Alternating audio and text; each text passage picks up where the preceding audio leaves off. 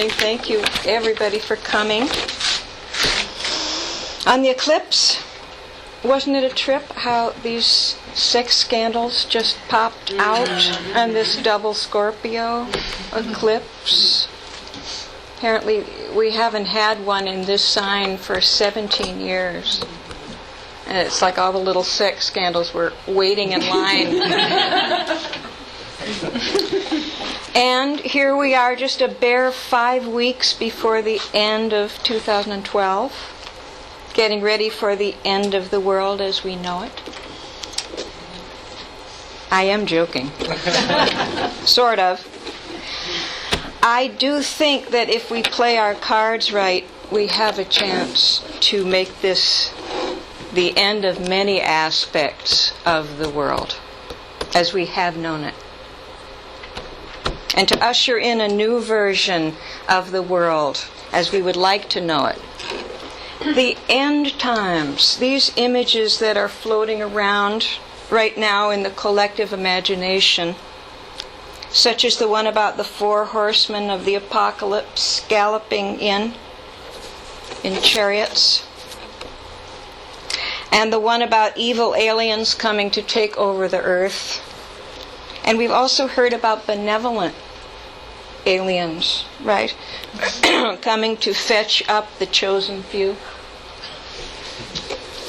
These images are very vivid, comic book vivid. But we can infer from them, I think, that the mass mind knows that something is up about this signature year, 2012. That the earth is at a crossroads of some sort. If we read the end times pictures metaphorically, we can see that all these different predictions are essentially saying the same thing. The doomsday idea is an archetype, that of a mass judgment, a karmic final exam.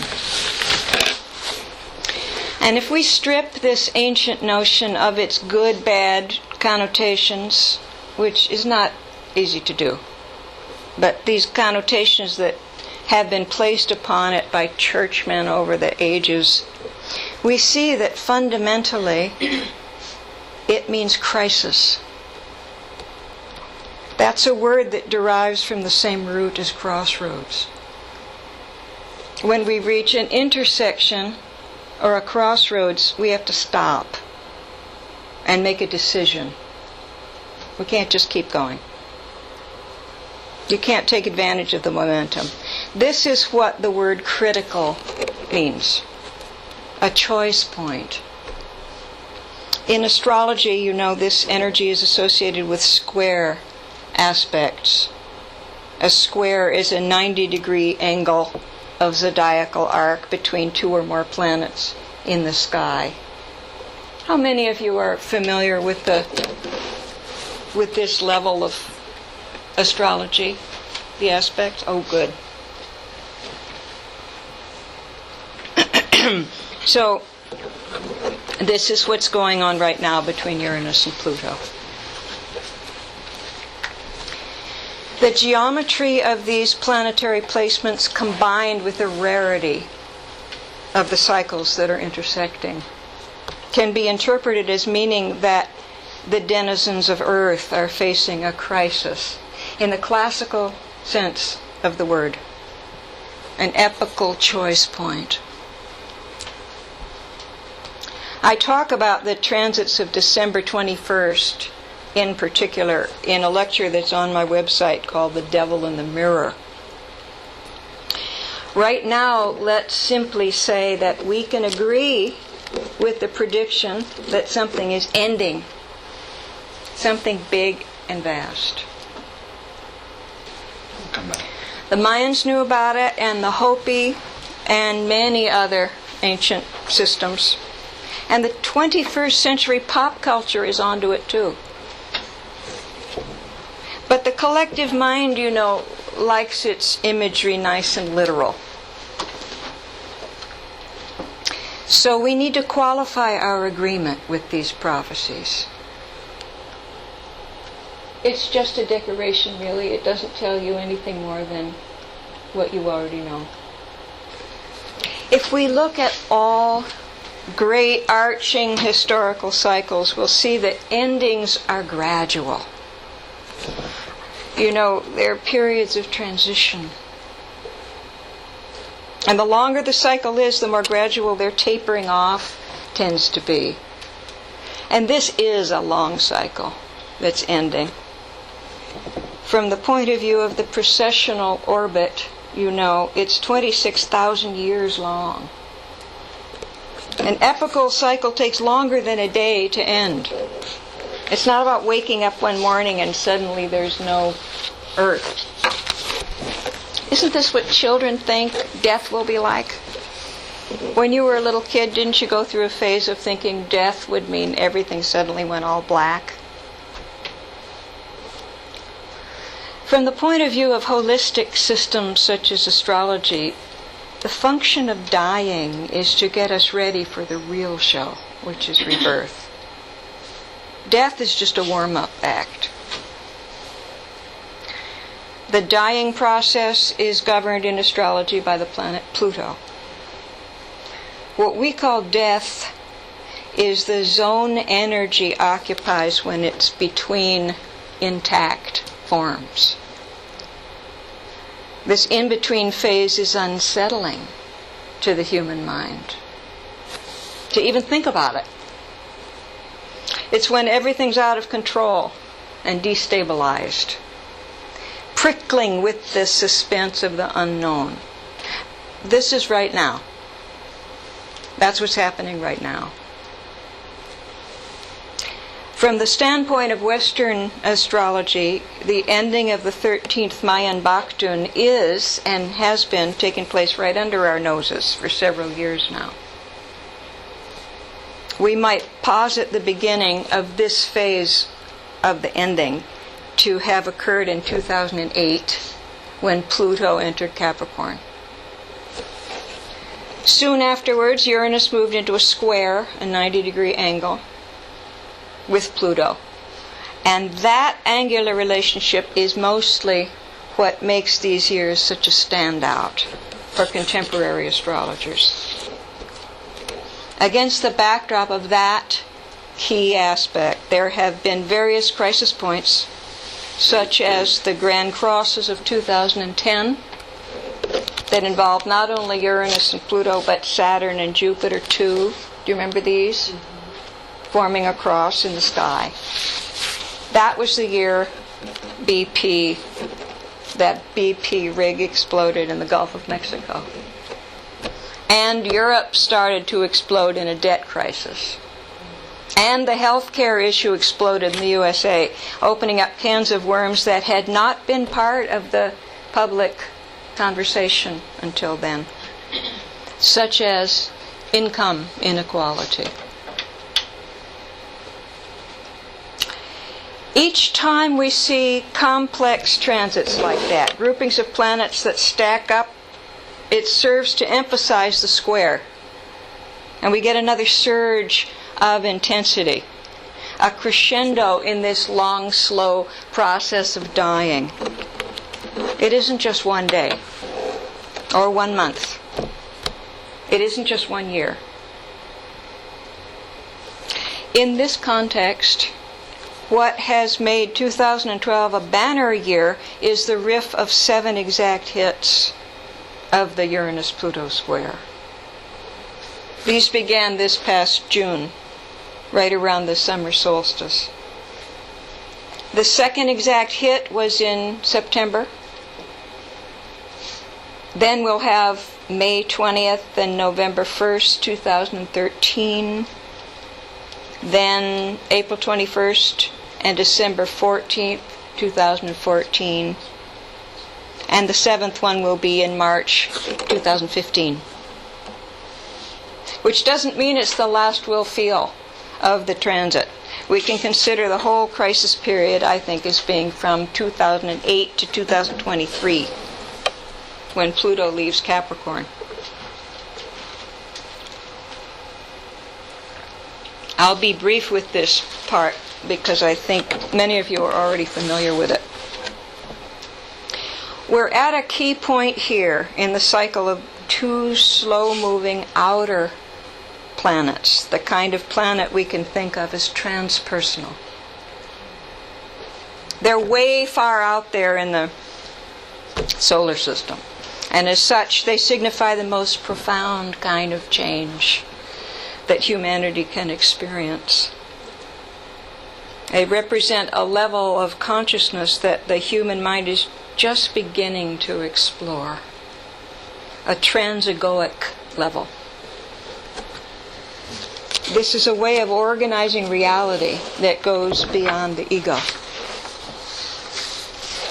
But we have to develop the ego first. The planets within Saturn's orbit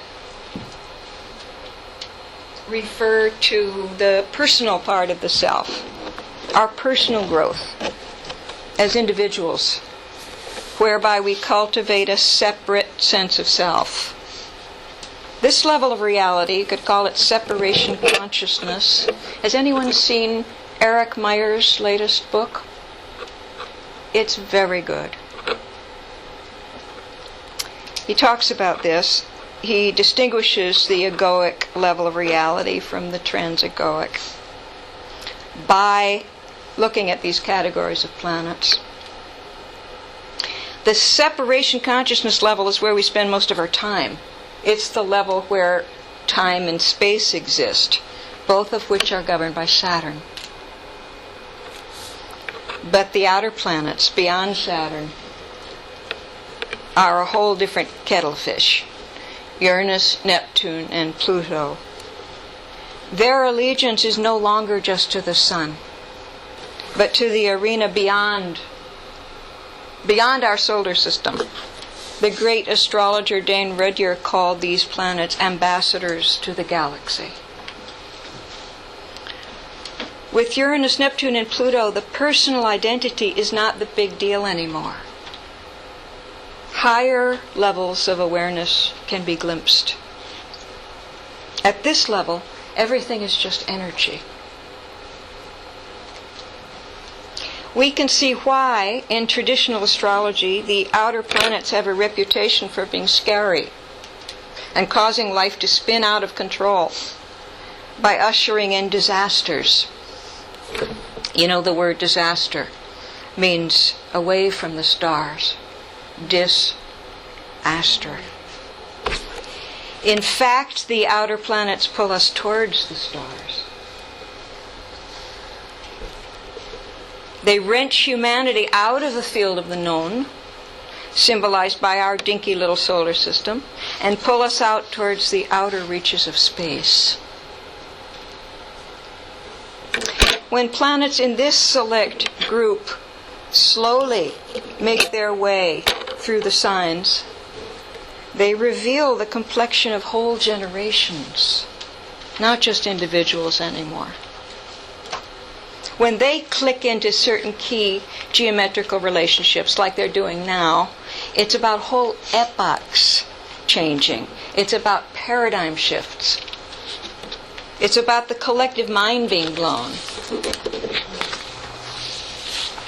The Uranus-Pluto dance can also be understood in personal terms, in the sense that the outer planets in an individual's chart tell us about the potential that each of us has to break free from the constrictions of everyday consciousness.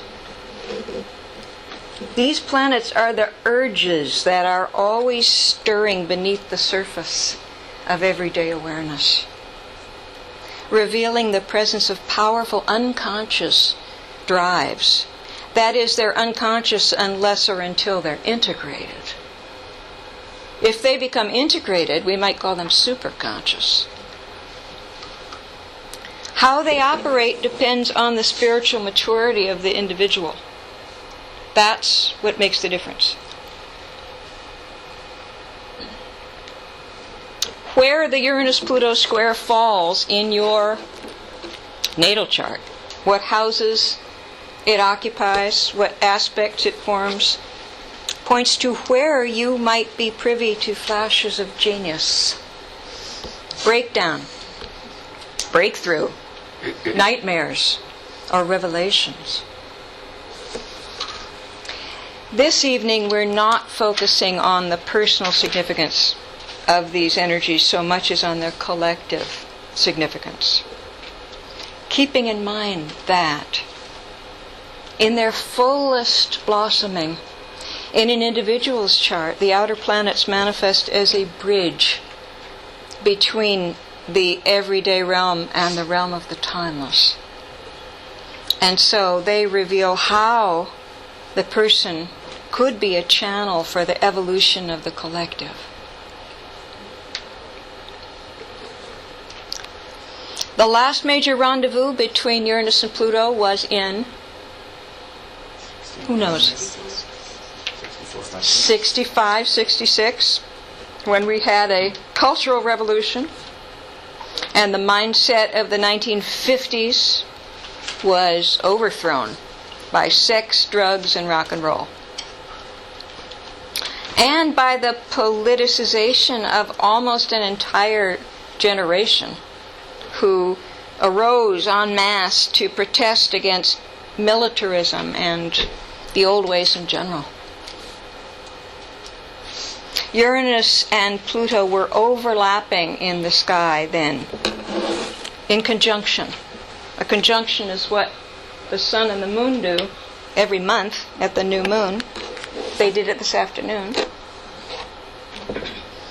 And now, in 2012, Uranus and Pluto are a quarter of the sky away from each other. Conjunction, 90 degrees of arc. So this is analogous to a first quarter moon. The 60s were the precursor for now. Now is the other shoe dropping.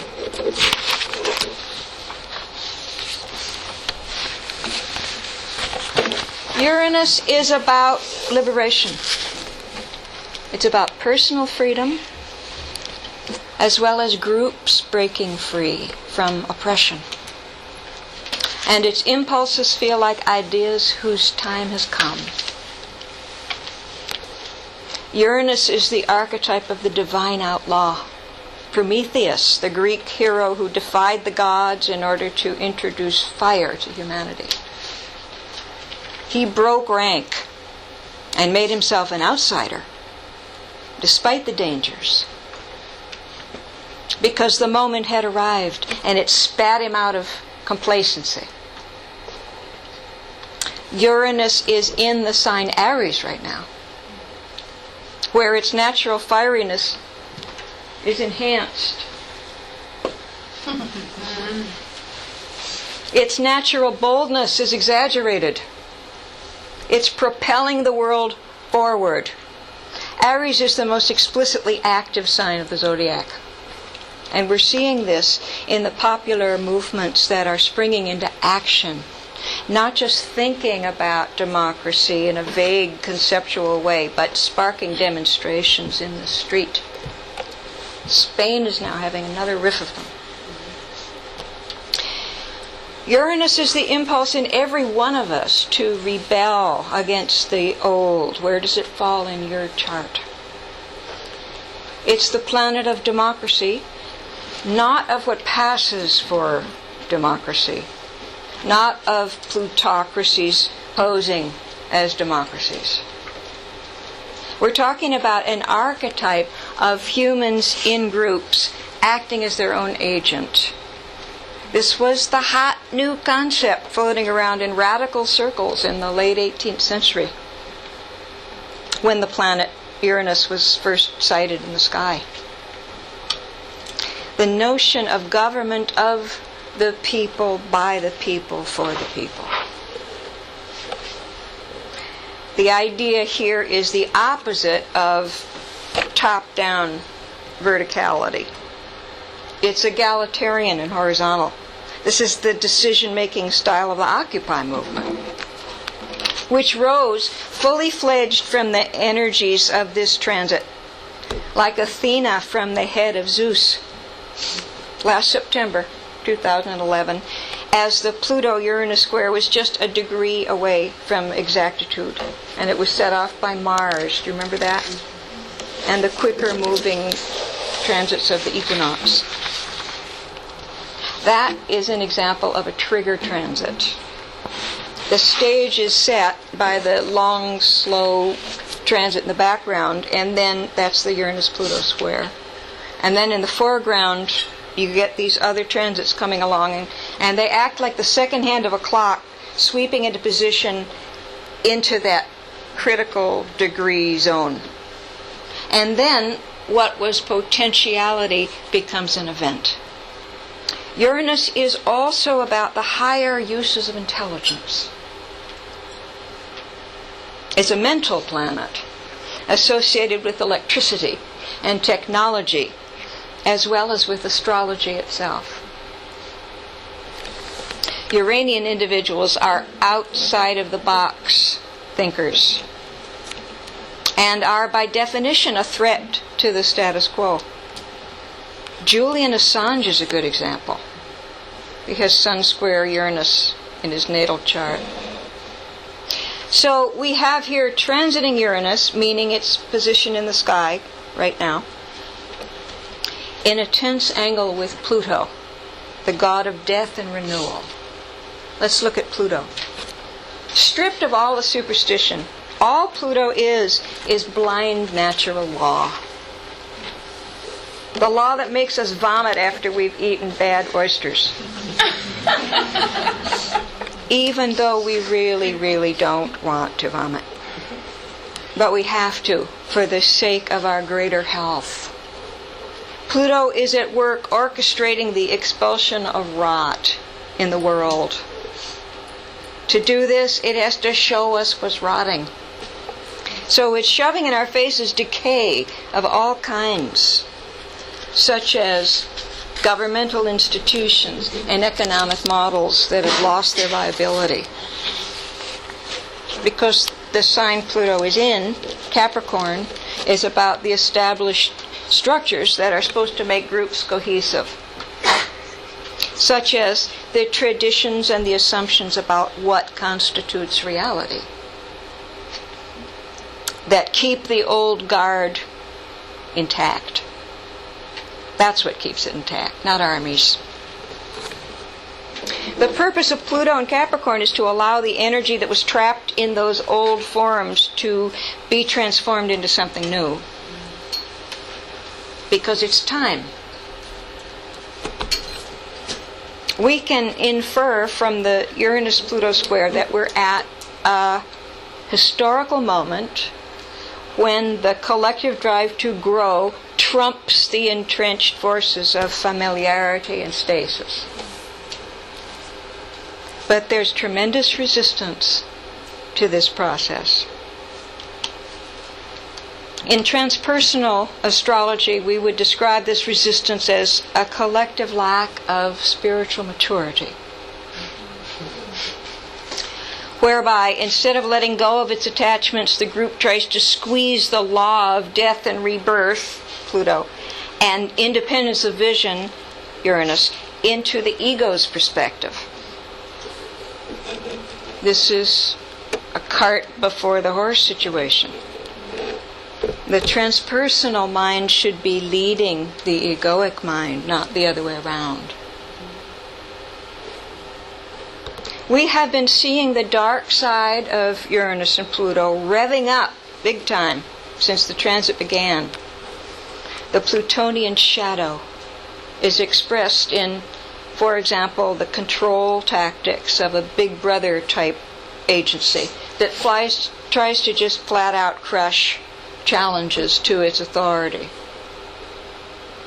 Examples include the Trespass Bill, also known as the Anti-Occupy Bill, H.R. 347, that passed in March of this year, which is an attempt to criminalize protest.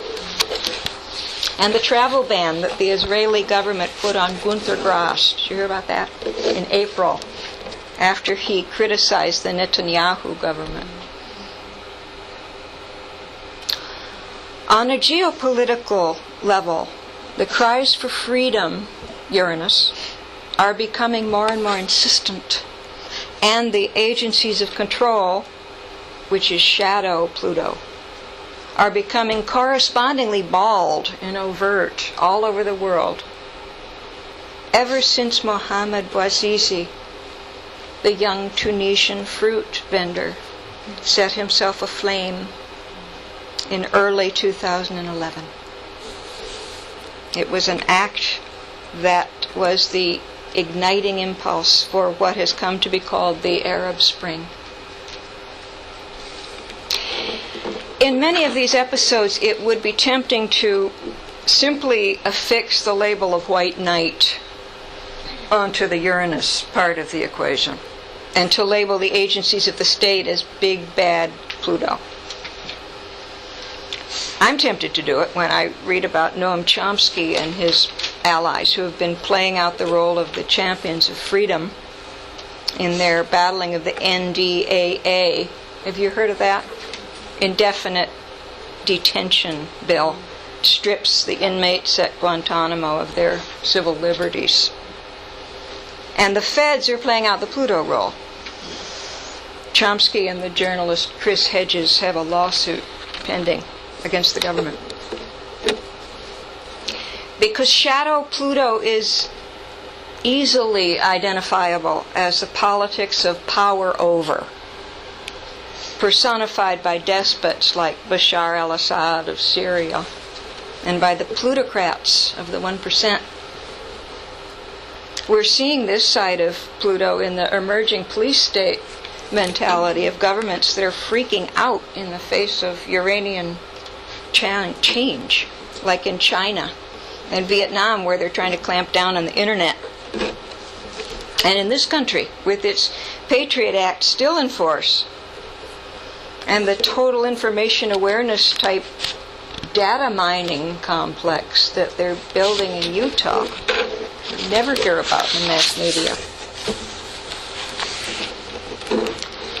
But you know, it's not that simple as assigning Uranus to the side of freedom and Pluto to the side of tyranny. Our goal should be to observe these energies without the blinkers of dualism, which isn't easy to do because our culture brainwashes us to see everything in terms of Team A versus Team B. But what if we were to observe energies instead of teams? We'd get a much fuller understanding of what these archetypes are up to. For example, we can see Pluto's pure form in the self-empowerment that the Egyptian populace experienced after they threw out Mubarak, and in the exultation of the South Sudanese when they seceded from their warlord to the north. In each case, there was a death of the old and a rebirth of a new entity where people were empowered. In each case, there was an evolutionary growth spurt that smacked of inevitability. And consider the black bloc. Anarchists. They tend to join and then break away from peaceful demonstrations downtown, and then they start randomly breaking windows. Despite the fact that their self-image is adamantly Uranian, we can see shadow Pluto in their destructive acts. We can see shadow Uranus here too in the chaos that they embody. Misused Uranus.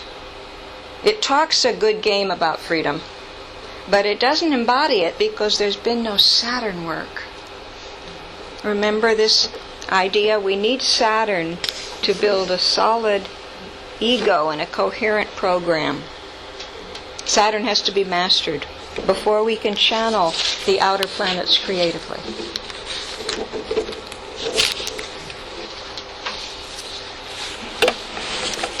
The Uranus-Pluto square represents a threshold that the world is standing at, and everybody who's not in denial can feel it. In the parts of the world where there isn't a full-blown hot war going on, there are culture wars going on. For those of us in the relatively privileged Western world, we can marker the beginning of the Uranus-Pluto period as the meltdown on Wall Street, which happened just as Pluto was going into Capricorn. The fact that this opening salvo occurred in the world's putative hyperpower, the USA, was significant. And on the very street that symbolizes the dysfunctional economic model that powers the modern world, Wall Street. Just as the last major transit before this one, which was the Saturn-Pluto opposition, had taken place at the World Trade Center, another statement about the mercantile karma of Uncle Sam. So the stock market debacle reared its head when Pluto, the planet that pinpoints corruption, ingressed into Capricorn, the sign of monetary systems. That was the primary flashpoint that brought a whole new consciousness breaking through the crust of collective awareness in the USA and Western Europe, which, even though they no longer call themselves the great powers of Christendom, as they did a century or two ago, still constitute the global power centers. What's happened is that a sea change has occurred in the educated modern world about governments and the nature of power, with large numbers of people starting to think very differently than they did, say, 10 years ago, about their leaders and the institutions of authority. You know, leadership is symbolized in astrology by cardinality, as expressed by the cardinal signs like Aries and Capricorn, that Uranus and Pluto are now in.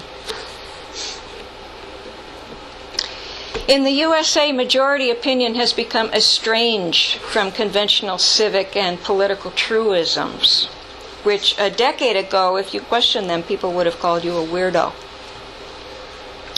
But now, polls show that most Americans believe that the Iraq War was based on lies, that the troops in Afghanistan should be out of there, that banks are to blame for the financial crisis, and that global warming is real. A major spike in this consciousness shift took place under the Saturn-Neptune opposition in 2005 to 2008, which coincided with Al Gore's 2006 documentary coming out, An Inconvenient Truth. Is there a number 7? Doesn't matter. Saturn is about consensus reality. Neptune is about fantasy. So these two were opposed, and what happened was that the mass mind shifted the way it saw climate change from an eccentric Neptunian illusion to a consensual Saturnine reality. Since then, there's been a steady stream of breakthroughs in environmental awareness. And this is a revelation for modern humanity. It is the subject that comes closest to compelling holistic consciousness. In a mass mind otherwise constrained by factions and locked in by dualism. I think we have the planet Earth, the NASA photograph there. Oh, far out. Large numbers of people have begun to imagine that humanity could actually commit ecocide. This is Pluto at its most Plutonian. A concept that delivers a shock, that's Uranus, to the system like no other concept.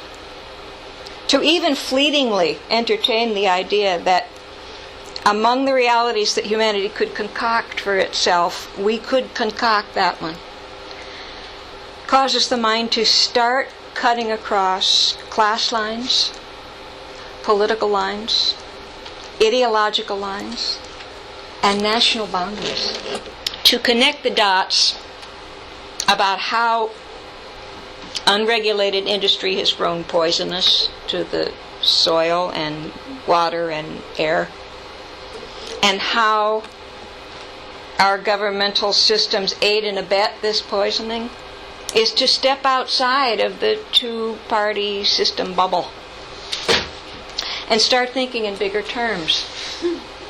This is what I really want to say tonight. It's to begin to see the big picture. And when the big picture is glimpsed in this way, it invites seeing the big picture in other ways. Perspective is contagious. To start to see the earth in terms of interconnected systems is to start seeing other things in terms of interconnected systems. Once you've begun thinking holistically, you can't go back to non-holistic thinking. This is like saying you can't go back to merely mercurial thinking once you've started in with Uranian thinking. As more and more people start realizing that a polluted Danube in Germany means the pollution of rivers in Poland, and then in the Balkans, and on and on and on, then there's only one place this thinking process can end. And that's to realize that we're a whole interconnected planet. We're all in this together. And that any measures to confront environmental changes have to be tackled internationally. Then what happens to tribalism? Then what happens to patriotism and nationalism? The emphasis on discrete groups and exclusive religions and countries with inviolable borders that has dictated our primary loyalties since time immemorial is seen to be a dying concept.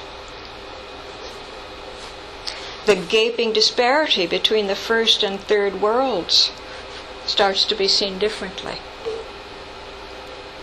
We know that the poorer countries of the world will suffer sooner and more severely from these climate changes than will the wealthier countries of the first world. The rich, who created the problem by burning fossil fuels too heavily, will, first anyway, get off relatively easily compared to the millions of Earth dwellers who never saw the inside of an SUV. So we connect the dots there too. And we realize that this is more than an ecological issue. For those of us in the minority of the world population that's not living hand to mouth, who are able to think about things beyond the next meal, we have some challenges peculiar to our modernity. We have to deal with this avalanche of information flooding in, for one thing, that allows us, for better or worse, to keep current 24/7 with what's happening just about everywhere on Earth. And we have to adjust to some very troubling realities, given the current state of the world, among which is this notion of ecocide. It's there in the background of the mass mind. It may be squirreled away under any number of layers of denial, but it's not a concept that's going to disappear once it's been entertained.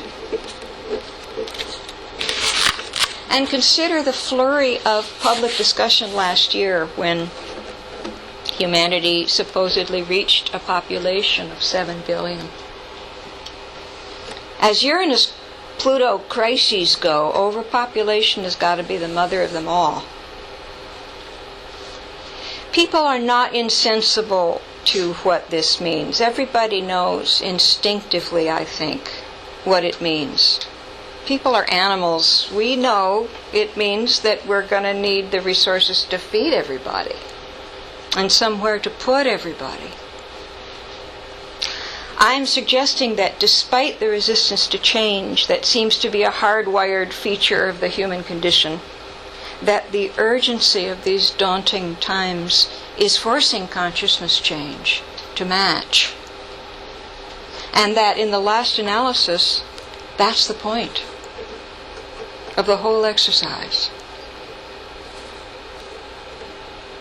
But we have all these various levels here to pay attention to in human life. We have to deal with unconsciousness in many forms, even as we strive towards the truth. We have to start with where we are. We were born into a certain tribe. We find ourselves in a certain culture. The fact that we identify as a certain nationality is not arbitrary. It's about taking responsibility for the society where we find ourselves, here and now. That wonderful catchphrase from the 60s is very apt here. Think globally, act locally. In our society, there's still massive denial among the populace, thanks in part to a new willingness, for example, on the part of the fossil fuel industries to pump out propaganda to confuse environmental issues, which includes paying exorbitant sums of money to the politicians who do their bidding. And thanks to the new power big business has acquired to finance such tactics since the Citizens United decision. But in the big picture, the confidence people used to have in societal norms, in the certitudes that held sway before the economic collapse, has been shaken. Like a brick wall in an earthquake. We no longer have the unquestioned assumption that the Capricorn institutions of society, the agencies of authority, are all in the same corner as the people.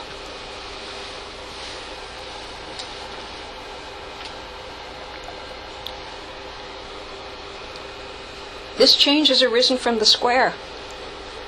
A square is an angle of friction between the powers that be, that's Pluto, and the populace, that's Uranus. Do we have the Sibley chart to look at? Do you want to point out this bi-wheel, Ian? When you look at the chart of the USA, the Sibley chart, you see how closely the Uranus-Pluto square fits into it. The Sibley is the cusps and the inner wheel. That's right. Uranus and Pluto fit right into, like a hand in a glove, the part of the wheel that the transit sets off. Can you show the Sun-Saturn square? That's the most stressful aspect of this chart. It's our natal crisis point. That square is the very part of this group consciousness which is already the hardest to handle. This means, that on July 4th, 1776, in the sky, the Sun and the planet Saturn were 90 degrees apart. So that's what establishes this conflictual energy pattern in the natal chart of the group soul that was born that day. Right now, Uranus and Pluto are triggering the chart's own most stringent challenge. That is the main thing I wanted people to look at, is that Sun-Saturn square. Thank you. The Saturn-Sun square in general is often associated with chronic insecurity. Does anybody have it in their natal chart? There's tension between the identity, which is the Sun, and Saturn, which is up in the house of reputation in the American group soul. I would love some, thank you. I talk about this chart in detail in my book, Soul Sick Nation. Suffice it to say here that This is the love-hate relationship Uncle Sam has with authority. It's an ambivalence that underlies its function at the best of times. If this Saturn square were in the chart of a person, we might say they had father issues. In our case, the original father was King George. Thank you so much.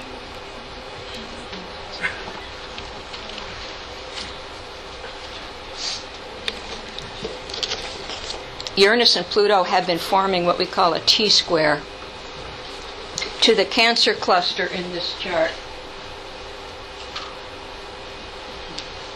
for a while now. This is the country's sense of security. This is the self-image of, oh, we'll never be attacked. And then after we were attacked, it's, we were attacked, so we can do anything we want to other countries forever.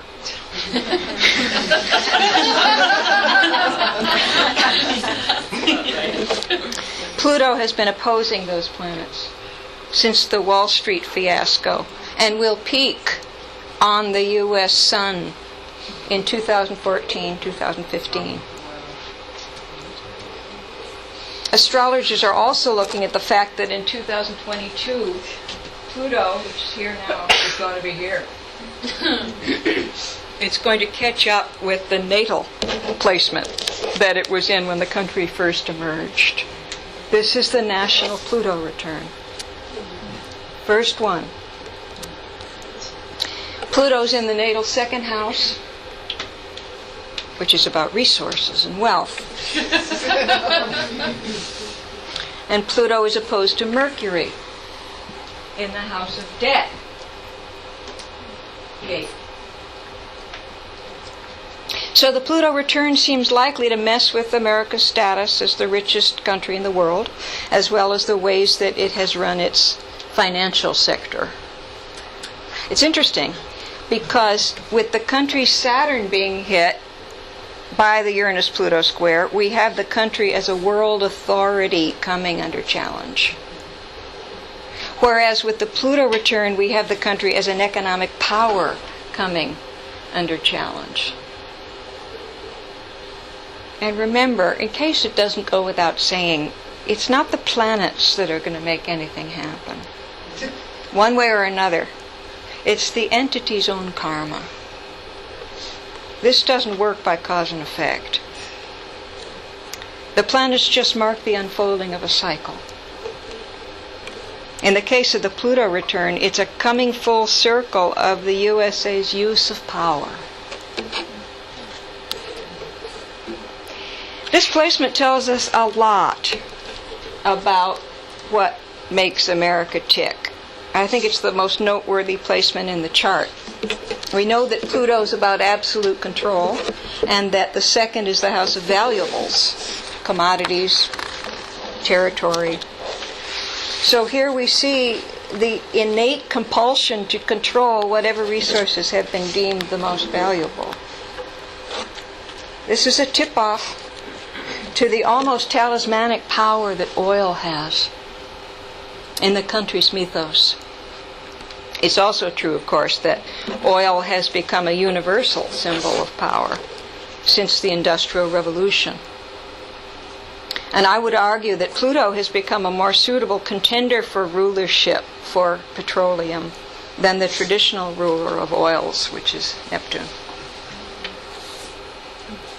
Certainly the U.S. chart shows us the likelihood for military actions to be driven by petropolitical motives. And here we have another sign of the times, this idea of oil wars. It's another concept that has only relatively recently reared its head in the collective consciousness.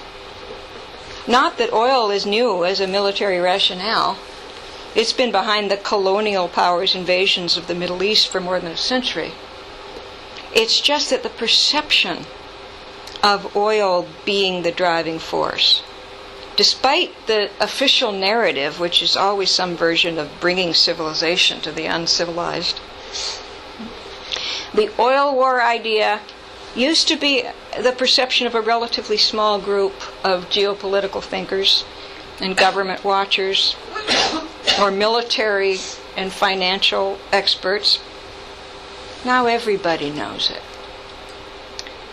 The perception was covert. Now it's overt. Although last year's bombing of Libya is a kind of a throwback, since most Americans still bought into the government's line of ushering in democracy, rather than considering the petro-political motive.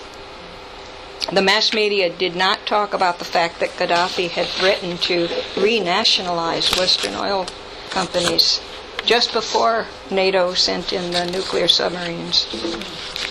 This information came from WikiLeaks. Okay, let's back up from all this data and talk now about how we might position ourselves with it. How are we going to function in these tumultuous times? How are we going to use the energy of the Uranus-Pluto square in the highest possible way? The first step is accepting the nature of the times, which for many means getting out of denial. We've talked about how naming the energy afoot is a kind of magic. Like when the miller's daughter identified Rumpelstiltskin. You remember that story? So we identify this historical moment as a crisis. We're not being hyperbolic, remember. We're calling a spade a spade. We're just acknowledging that we're in this time of epical decision.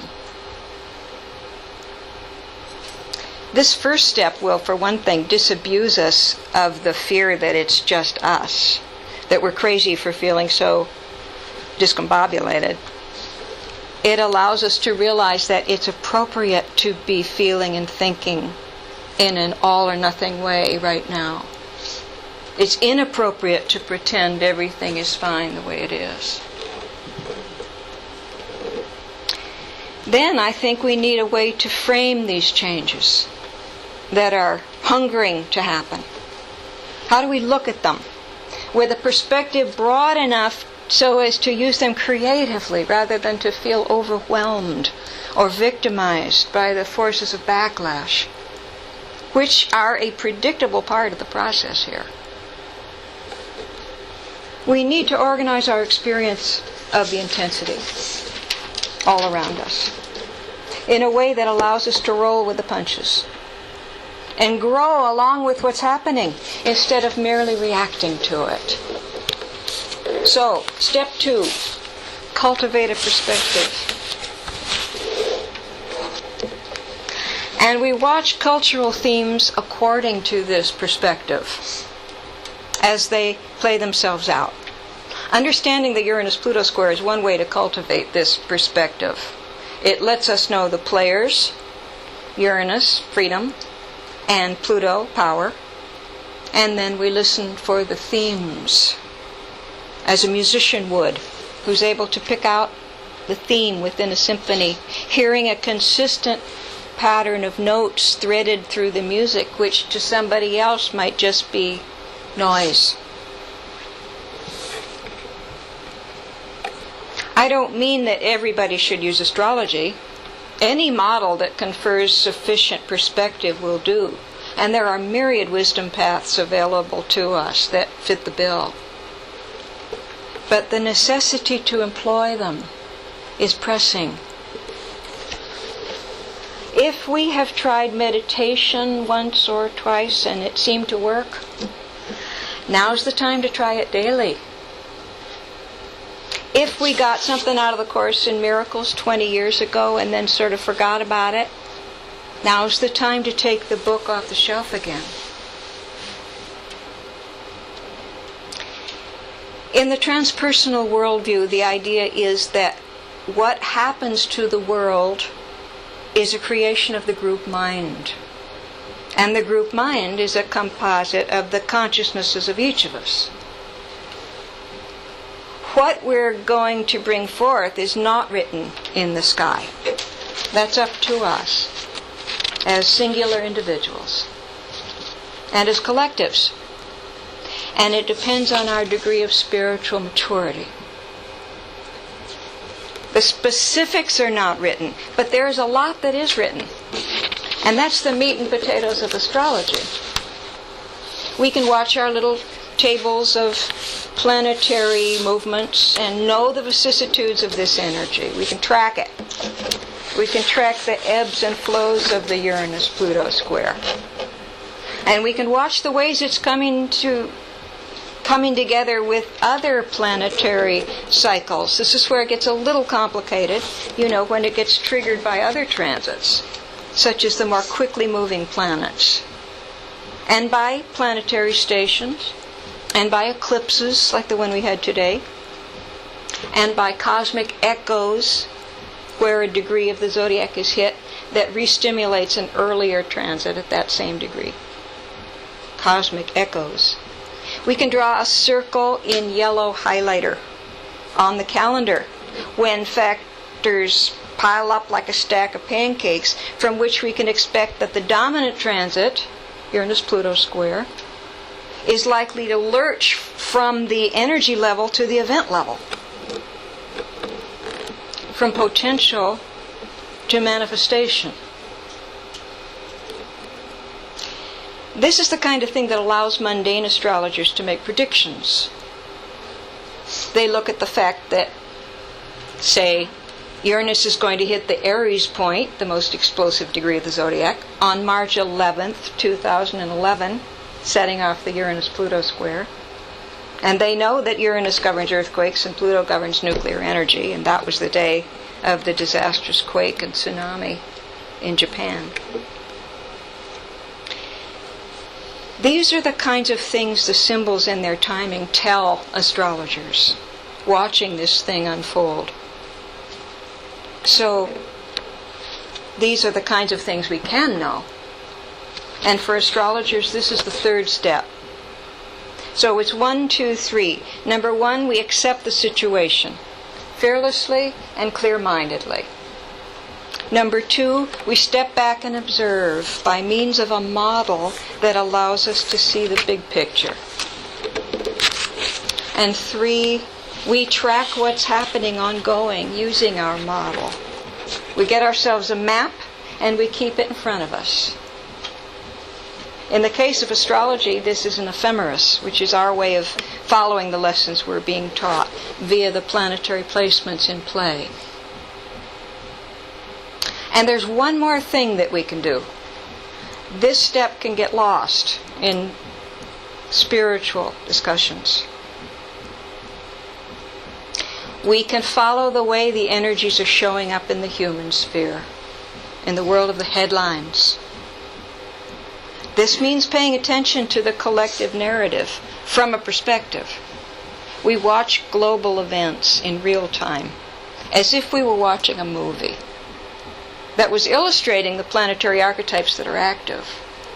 We follow along, watching the Uranus-Pluto drama unfold through the event level. What's the alternative?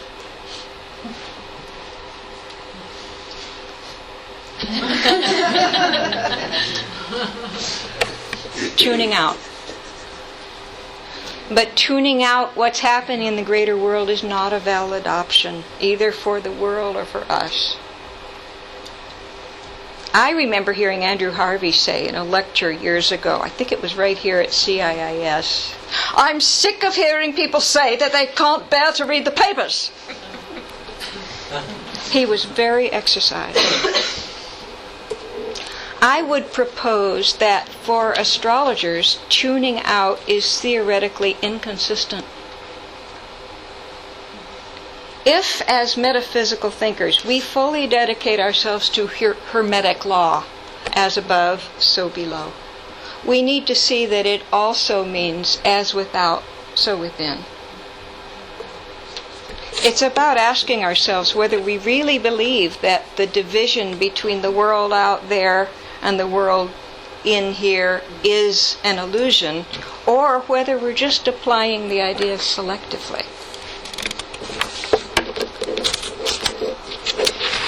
I do not mean by this that we should neglect taking care of our psychic sensitivities with healthy boundaries.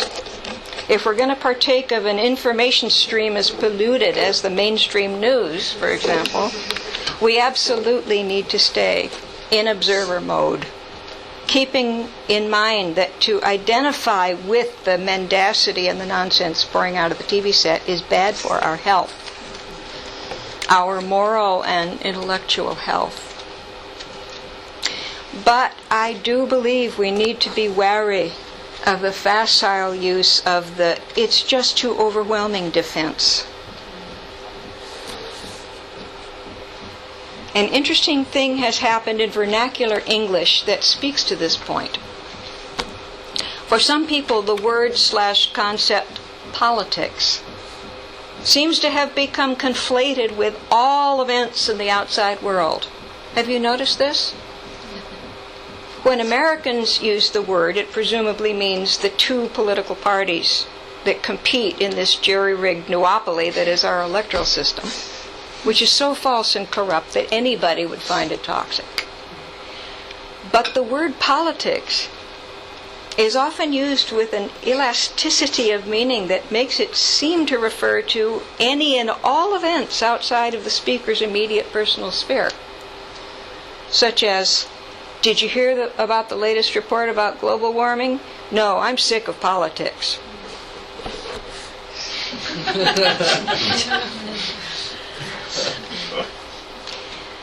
The world is full of conflict and suffering, and it's full of creativity and joy. And for those of us who are alive right now, this is part of our reality.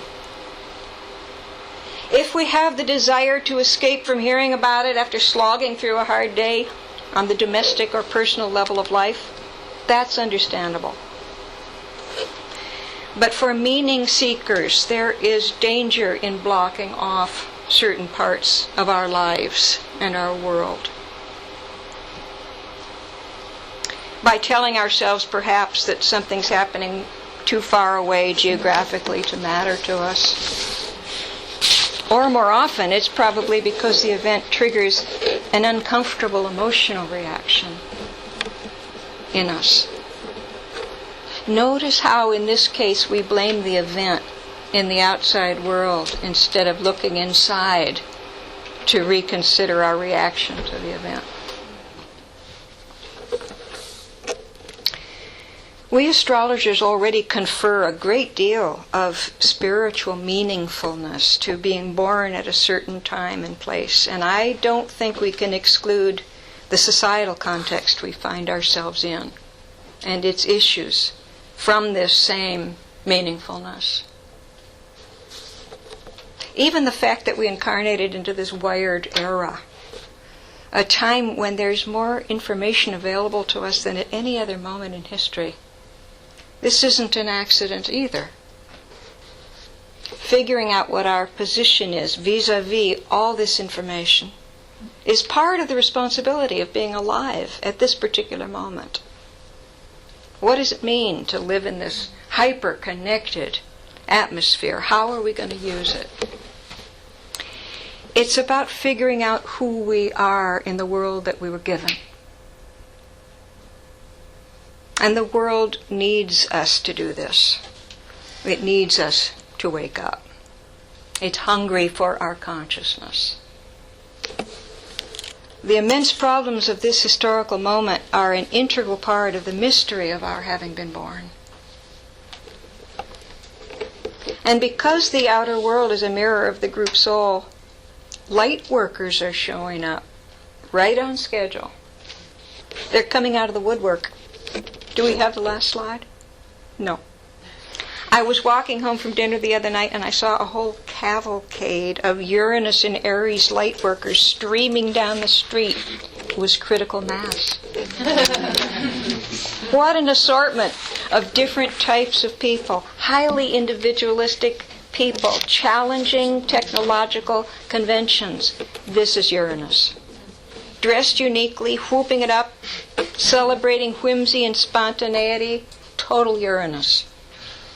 Creativity in action, Aries. And I thought, flash mobs, critical mass. In my youth, it was guerrilla theater. These are the kinds of things that are going to transform the world. From top to bottom. From the inside out. That's Pluto. And they erupt naturally, organically, because it's time. Thank you.